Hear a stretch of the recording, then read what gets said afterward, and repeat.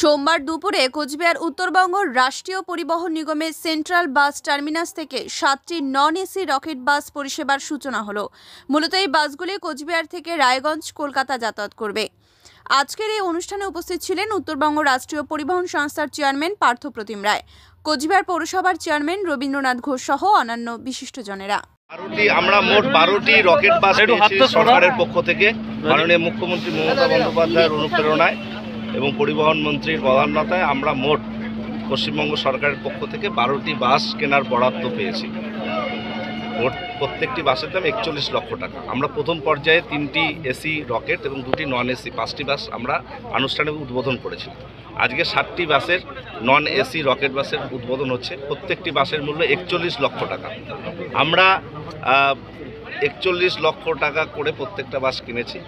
কোচবিহার কলকাতা, বহরমপুর কোচবিহার, রায়গঞ্জ কলকাতা, এই 3টি রুটে এই 7টি বাস চলবে। আর আগের বাসগুলো শিলিগুড়ি কলকাতা এবং কোচবিহার কলকাতায় চলছে। তো স্বাভাবিকভাবে এই রকেট বাস নতুন আসার ফলে আমাদের পরিষেবার ক্ষেত্রে একটা যুগান্তকারী একটা পরিবর্তন এলো। কারণ আগের রকেট বাসগুলো পুরনো ছিল, আমরা সেগুলো রিপ্লেস করছি, নতুন বাস রকেট বাস দিচ্ছি। পুরনো রকেট বাসগুলো আমরা অন্য রুটে চালাবো, বাণিজ্যিকভাবে আমরা এই রকেট বাসগুলোকে ব্যবহার করব। আজকের এই অনুষ্ঠানে মাননীয় উত্তরবঙ্গ উন্নয়ন পর্ষদের চেয়ারম্যান, পৌরসভার চেয়ারম্যান শ্রী রবীন্দ্রনাথ ঘোষ মহাশয় তিনি আনুষ্ঠানিকভাবে উদ্বোধন করলেন এবং পৌরসভার কাউন্সিলরগণ ছিলেন, অন্যান্য অতিথিবর্গরা ছিলেন, আমাদের আধিকারিকগণ ছিলেন, আমাদের কর্মী যারা আধিকারিক তারা সকলে উপস্থিত ছিলেন। একটা জাঁকজমকপূর্ণভাবে আমরা এই যাত্রী পরিষেবার ক্ষেত্রে একটা নতুন পালকের সূচনা করলাম। আগামী দিনে আমরা প্রত্যাশা করি পরিষেবার ক্ষেত্রে আরও বেশ কিছু পদক্ষেপ আমরা গ্রহণ করতে পারব।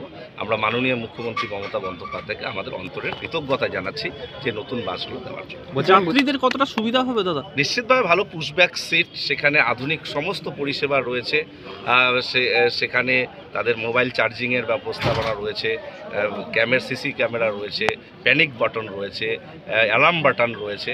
আধুনিক পরিষেবার ক্ষেত্রে যে যে বিষয়গুলো সন্নিবেশিত থাকা দরকার প্রত্যেকটা সেখানে রয়েছে এবং ফলে মানুষ অত্যন্ত ভালো পরিষেবা পাবে। দাদা বলছিলাম যে এই বাস কোন কোন রুটে চলবে? বললাম তো, কোচবিহার কলকাতা, কোচবিহার শিলিগুড়ি।